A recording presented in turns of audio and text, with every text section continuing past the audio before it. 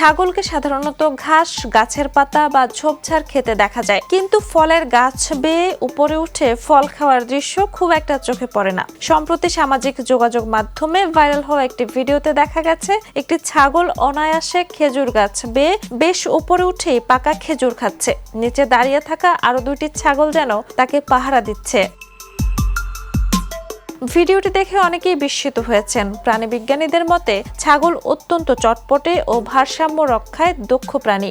খাদ্যের সন্ধানে তারা পাথুরে ঢাল, উঁচু গাছের গুঁড়ি কিংবা কঠিন জায়গাতেও উঠে যেতে পারে। বিশেষ করে মরু ও শুষ্ক অঞ্চলে খাবারের অভাবে ছাগল বিভিন্ন গাছের ফল ও পাতা খাওয়ার জন্য এমন ঝুঁকি নেয়। মরক্কো সহ বিশ্বের বিভিন্ন দেশে আরগান গাছে ছাগল ওঠার দৃশ্য প্রায়ই দেখা যায়।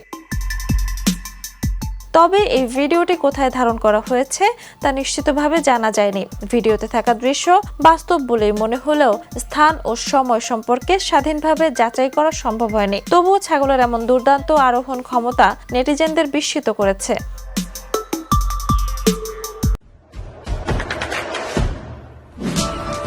দেশে দেশে সবার সাথে দ্য নিউজ।